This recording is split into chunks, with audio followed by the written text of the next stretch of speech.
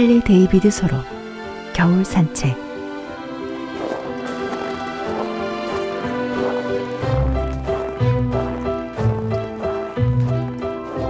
바람이 덧문 사이로 부드럽게 불어오거나 깃털처럼 부드럽게 창문에 불어왔다. 이따금 여름날 불어오는 산들바람처럼 나뭇잎을 들어올리며 한숨을 내쉬듯 살랑이기도 했다. 들쥐는 땅속 아늑한 굴에서 잠을 자고 올빼미는 늘 깊숙한 곳에 있는 나무 구멍에 자리를 잡고 앉았으며 토끼와 다람쥐, 여우는 모두 집에 들어앉았다. 집을 지키는 개는 난로가에 조용히 누워있고 소들은 외양간에 조용히 서 있다. 표지판과 목조 주택의 경첩이 희미하게 삐걱거리면서 한밤중에 홀로 일하는 자연을 위로해준다. 돼지는 마지막 잠이 아니라 최초의 잠에 빠져든 것처럼 잠들어 있다. 이 소리가 화성과 금성 사이에 깨어있는 유일한 소리로 신들이 함께 모여 침묵을 나누는 저 먼 곳의 따뜻한 분위기를 알리고 있다.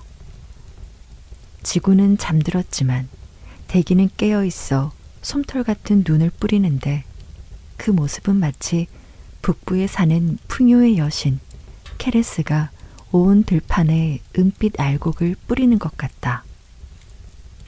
우리는 잠에서 깨어나 마침내 고요한 겨울 아침을 맞는다.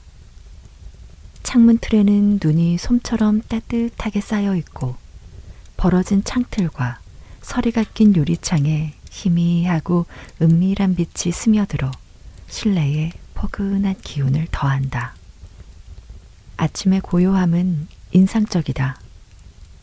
들판 너머 확 트인 밖을 내다보기 위해 창가로 향할 때면 발 아래 마룻바닥이 삐걱거린다. 쌓인 눈을 힘겹게 견디고 있는 지붕도 보인다. 처마와 울타리에는 눈이 종류석처럼 매달려 있고 마당에는 그 안에 무언가를 감춘 것이 있다는 듯 석순이 서 있다.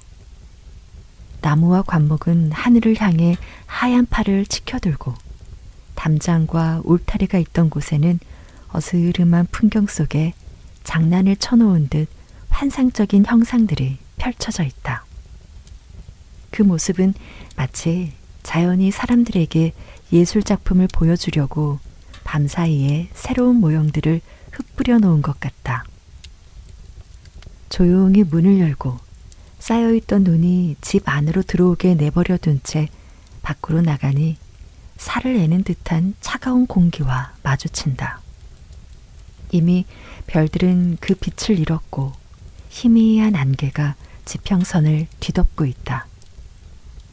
동쪽에는 붉은 빛이 아침을 밝아오는 것을 알리고 서쪽의 풍경은 어둡고 유령처럼 고요하며 음산한 지옥의 빛이 덮여 있다.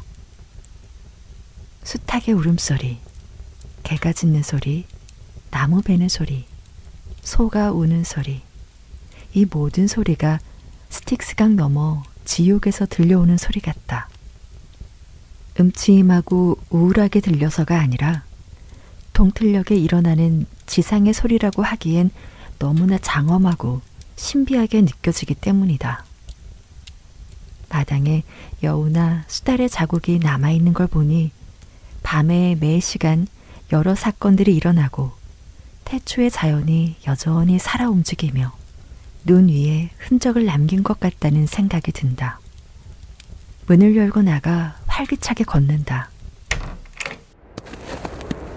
바삭 마른 눈 위를 밟을 때마다 들리는 호드득 소리나 부지런한 농부가 여름 내내 나무 토막과 장작더미 사이에 누워 꿈만 꾸던 나무 썰매를 꺼내 멀리 떨어진 장터를 향해 출발하며 내는 산뜻하고 날카롭게 삐걱대는 소리가 들려온다. 저 멀리 눈으로 뒤덮인 창문 너머로 농부가 일찌감치 켜놓은 촛불이 보인다. 촛불은 외로운 별처럼 외롭게 빛나고 있다. 마치 이른 아침에 기도드리는 성인처럼 보인다. 곧이어 눈과 나무로 둘러싸인 굴뚝에서 연기가 하나 둘 피어오르기 시작한다. 저 멀리 얼어붙은 땅 위로 농부가 문간에서 장작 패는 소리, 개가 짖는 소리, 수탉이 우는 소리가 들린다. 소리를 희미하게 방해하던 것들이 사라졌는지 지평선에서 들려오는 맑은 종소리처럼 들려온다. 돼지도 잘 마른 나무에서 나는 낭낭한 소리를 내고 평범한 시골의 소리도 아름다운 선율처럼 들리며 나무에 얼어붙은 얼음이 짤그랑거리는 소리마저 감미롭다. 모든 것이 바싹 마르거나 얼어붙어 대기 중에 물기를 찾기가 어려운데 이 모든 것이 즐거움의 원천이 된다. 위축되고 긴장한 하늘은 마치 대성당 측량의 교차 공룡 천장 같은 역할을 하고 반짝이는 공기는 그 안에 얼음 결정체가 떠있는 듯 보인다. 그린란드 사람들은 바다가 얼면 바다는 마치 토탄이 불타는 것처럼 연기가 나고 안개와 수증기가 피어오르는 연무 현상이 일어난다고 한다. 그 연기는 살을 애는 듯하고 얼굴과 손에 물집을 잡히게 하는데 건강에 매우 해롭다고 한다. 하지만 이렇게 순수하고 날카로운 추위는 폐에는 만병통치약이다. 마침내 태양이 먼 숲 사이로 떠오른다. 마치 서로 마주치며 쨍그랑거리는 심벌즈처럼 희미한 소리를 내며 떠올라 얼어붙은 공기를 녹인다. 아침의 햇살은 얼마나 서두르는지 어느새 멀리 서쪽 산을 금빛으로 물들인다. 그러는 동안 우리의 감정과 생각의 온기는 달아올라 여전히 인디언 썸머를 즐기는 듯 서둘러 가루 눈을 헤치고 걸어간다. 아마도 우리가 좀 더 자연에 순응하며 살아간다면 더위나 추위로부터 우리를 방어할 필요가 없을 것이다. 식물이나 네 발 달린 동물들처럼 자연이 우리에게도 한결같은 유모이자 친구임을 깨닫게 될 테니까. 우리 몸에 자극적이고 불에 익힌 음식이 아닌 순수하고 단순한 식재료로 영양을 섭취한다면 우리 몸은 잎이 다 떨어진 겨울나무처럼 추위를 견딜 수 있고 목초지 정도만 있어도 겨울을 지낼 수 있을 것이다. 이 계절의 경이로운 자연의 순수함은 더없는 즐거움을 선사한다. 새하얀 눈은 이끼 낀 돌과 가을에 떨어진 낙엽들 모두를 가려준다. 벌거벗은 들판과 짤랑거리는 소리가 나는 숲에 어떤 미덕이 사라지지 않고 남아있는지 보라. 가장 춥고 황량한 곳에도 가장 따뜻한 사랑이 여전히 자리하고 있다. 차가워 살을 애는 듯한 바람이 모든 오염된 것을 날려버리니 미덕을 가지고 있지 않은 것들은 바람을 견딜 수가 없다. 그러니 산꼭대기처럼 춥고 황량한 곳에서 추위를 견디는 것들을 보면 순수함과 청교도적인 강인함을 가지고 있어 경의를 표하게 된다. 주변의 다른 것들은 다 피난처를 찾으러 들어간 것 같으니 밖에 나와 있는 것들은 태초에 우주를 구성한 일부분이자 신과 같은 용기를 가지고 있음이 틀림없다. 깨끗해진 공기를 마시면 기분이 상쾌해진다. 이 공기가 더욱 순수하고 맑아진 것을 보니 더 오래 바깥에 머물고 싶다. 바람이 잎이 떨어진 나무 사이를 지나가듯 우리 몸을 스쳐 지나가면 우리는 겨울을 지낼 준비를 마치게 될 것이다. 이렇게 사시사철 우리를 지켜줄 순수하고 변함없는 겨울의 미덕을 빌려오고 싶다.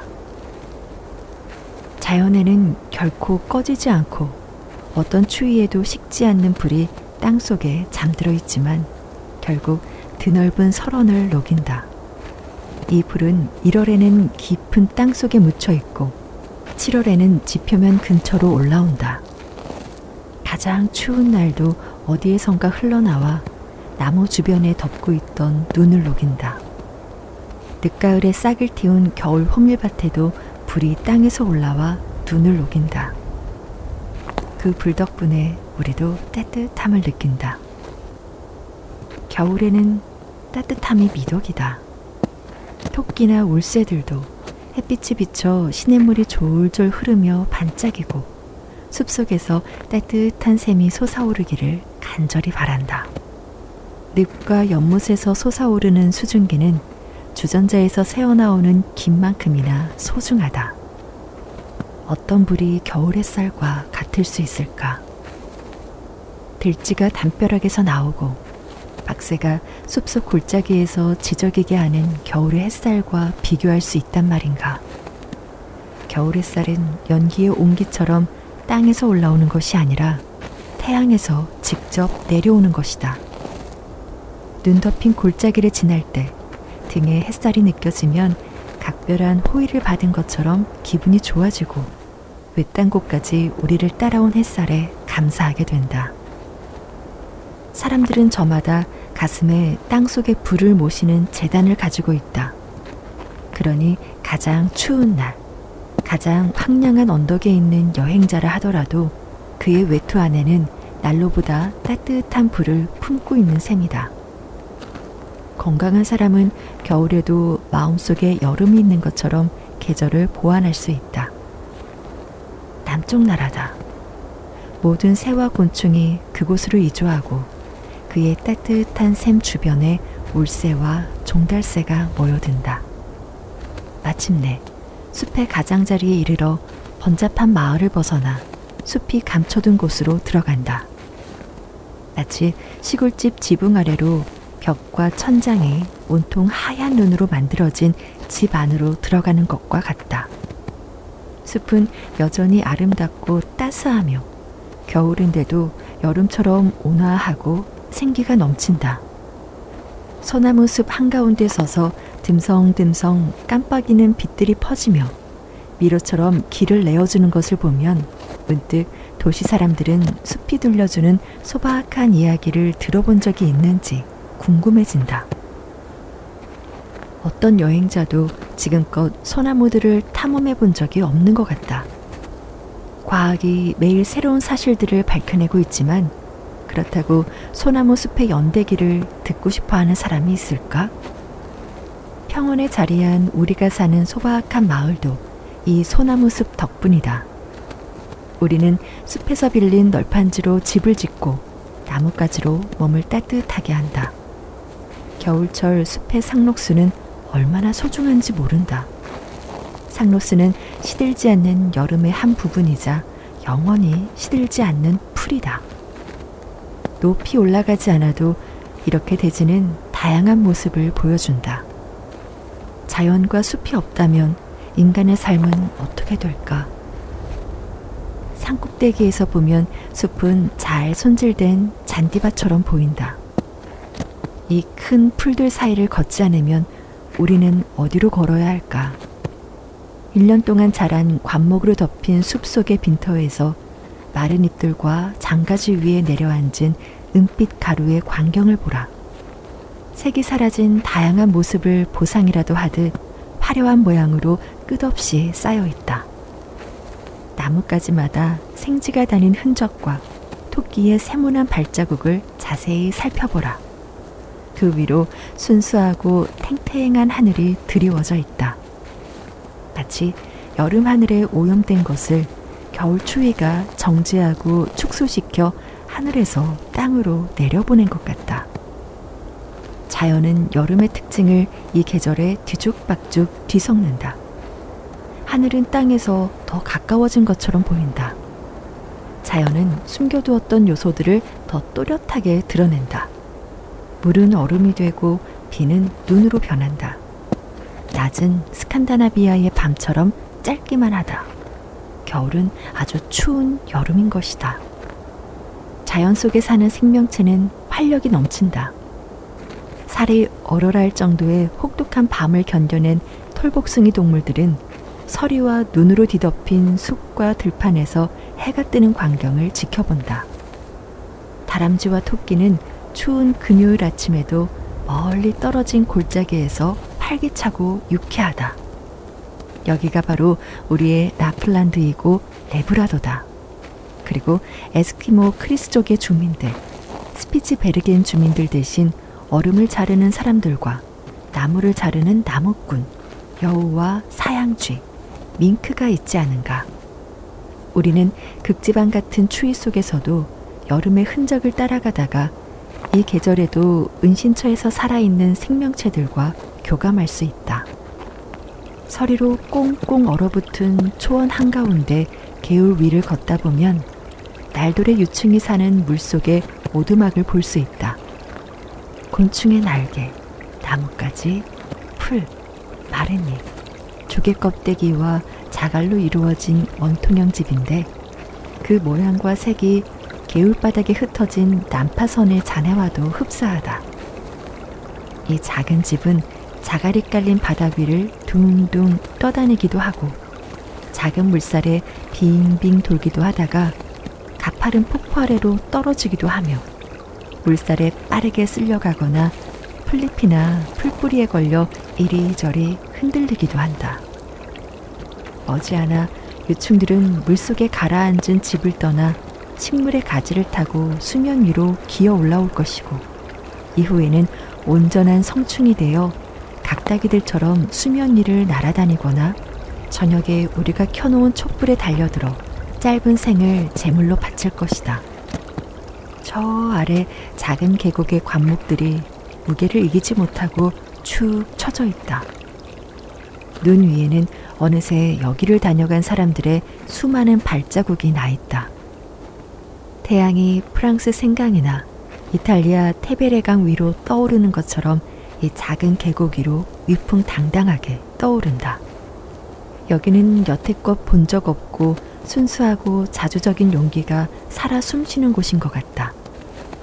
원시대의 소박함과 순수함이 도시와 마을에서는 볼 수 없는 활력과 희망이 이곳을 지배하고 있다. 바람이 나무를 흔들어 쌓여있던 눈이 떨어져 내린다.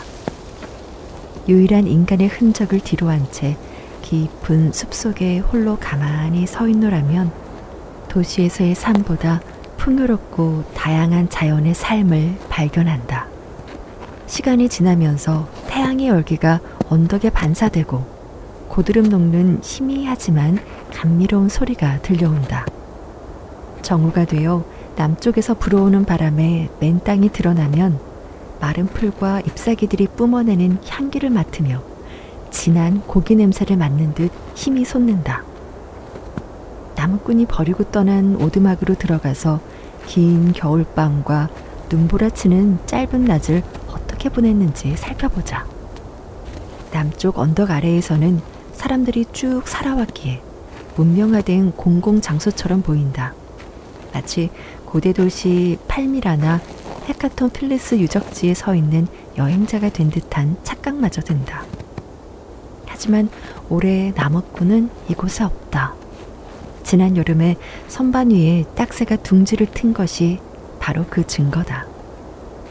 나무꾼이 냄비에 콩을 삶던 주변에는 타다 남은 장작이 그대로 남아있어 방금 전 밖으로 나간 것 같다. 담배도 피웠는지 연기가 꺼진 파이프가 놓여있다.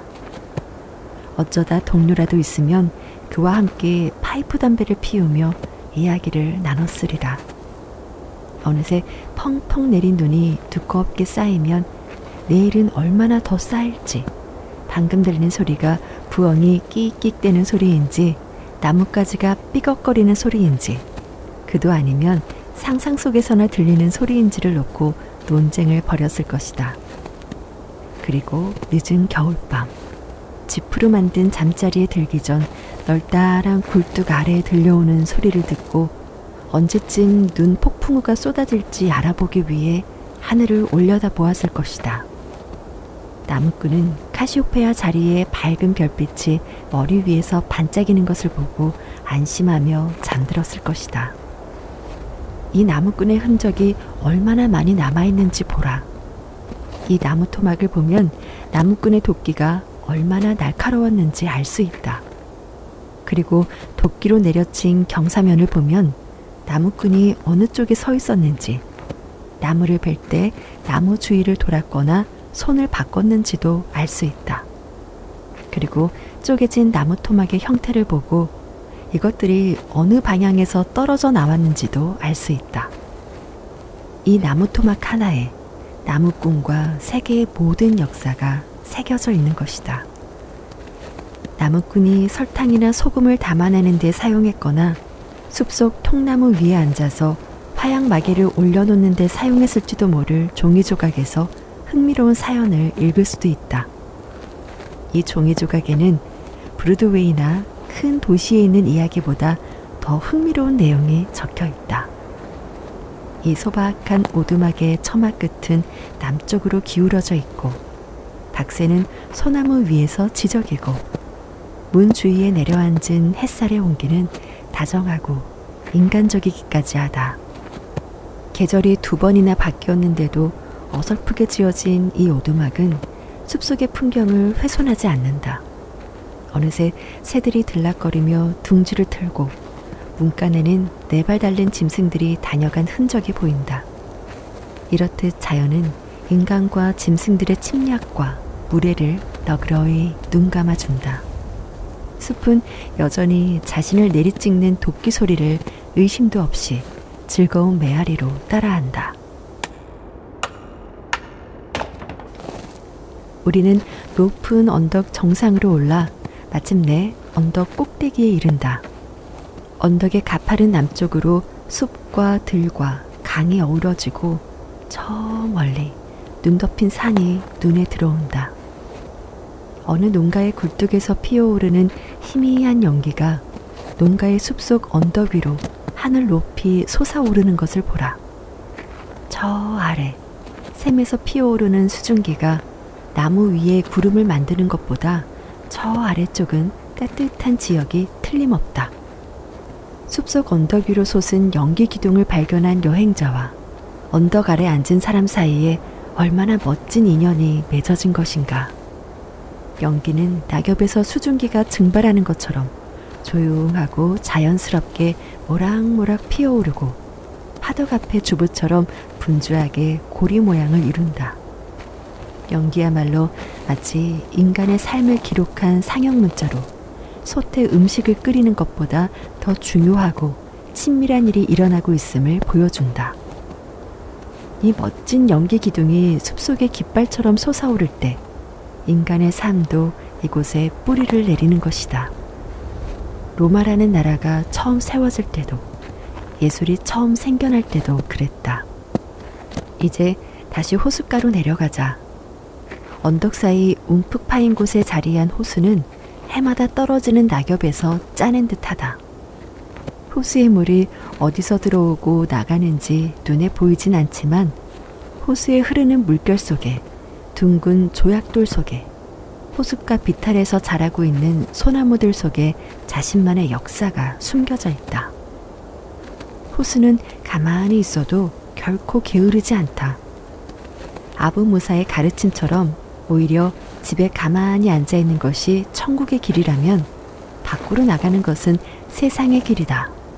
그렇지만 호수는 증발하면서도 누구보다도 멀리 여행을 떠난다.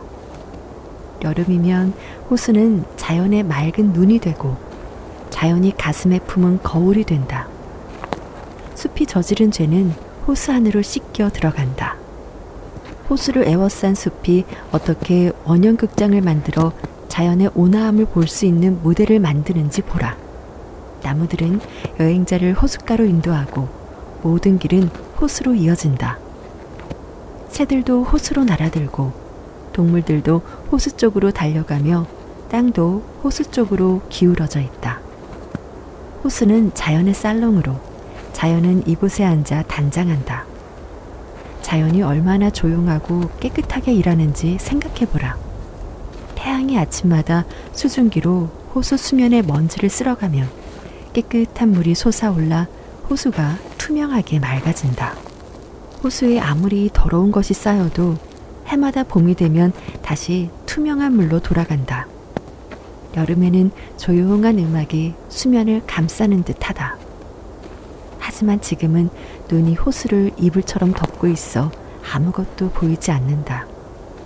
그러나 바람이 눈을 쓸고 지나가면 빙판이 살짝 드러나곤 한다. 빙판 위의 마른 낙엽들은 바람이 부는 대로 미끄러져 빙판에 달라붙거나 방향을 바꾸며 짧은 여행을 한다. 너도 밤나무 잎도 조약돌에 뒤집혀 어디론가 떠나가려는 듯 흔들리고 있다. 나뭇잎이 숙련된 기술자라면 떨어지면서 어디로 갈지 미리 정했을 것이다. 그러려면 여러 요소들을 계산해야 한다. 현재 위치, 바람의 방향, 호수의 높이, 그 외에도 많은 것들을 고려해야 할지 모른다. 너도 밤나무 잎의 찢어진 끝부분과 인맥에 난 상처에 그런 기록들이 새겨져 있다. 더 큰 집 안에 있다고 상상해보자. 호수의 수면은 테이블이나 사포로 문지른 마룻바닥이다. 호숫가에 솟아오른 나무들은 시골집 담장처럼 보인다. 얼음 속으로 강꼬치 고기를 낚기 위해 쳐놓은 낚싯줄은 요리를 준비하는 것 같고, 하얀 눈 덮인 땅 위에 서 있는 사람들은 숲속의 가구처럼 보인다. 다시 아치를 이룬 숲을 헤치고 나와 숲의 가장자리에 이르니 저 멀리 강에서 나는 얼음 소리가 들린다. 얼음은 바다의 파도와는 다른 좀 더 섬세한 무언가가 움직이는 소리가 희미하게 들리는 듯하다. 내게 그 소리는 먼 친척의 목소리를 들은 것처럼 내 마음을 떨리게 하며 고향의 소리처럼 들렸다. 밤이 오기 전에 우리는 스케이트를 타고 굽이치는 강을 따라 여행을 떠날 것이다. 겨울 내내 오두막의 난로가에만 앉아있는 사람에게는 마치 페리 선장이나 프랭클린이 북극 얼음 위에 서 있는 것을 본 것처럼 신기하게 느껴질 것이다. 자연의 영역 중 늘 인간에게 닫혀있는 것은 없다. 이제 우리는 물고기들의 왕국으로 간다. 우리 발은 깊이를 헤아릴 수 없는 강물 위를 미끄러진다. 여름에 우리는 이 강에 메기와 농어를 낚기 위해 낚싯줄을 들이웠고, 우람한 강꼬치가 몸을 숨겼다. 너무 깊어서 아무도 들어갈 수 없는 늪지대를 잽싸게 미끄러진다. 마치 수많은 철길이 늪 위에 깔린 것처럼 재빠르게 얼음을 타고 간다. 겨울이면 자연은 진기한 것들을 모아놓은 진열장이 된다. 그 속에는 건조된 표본들이 자연의 질서와 위기에 따라 가득 진열되어 있다. 숲과 초원은 식물 표본집이다. 나뭇잎과 풀은 나사못이나 풀로 붙이지 않아도 완벽하게 압착되어 있다. 새의 둥지 역시 누군가 만들어 걸어놓은 것이 아닌 새들이 직접 만든 것이다.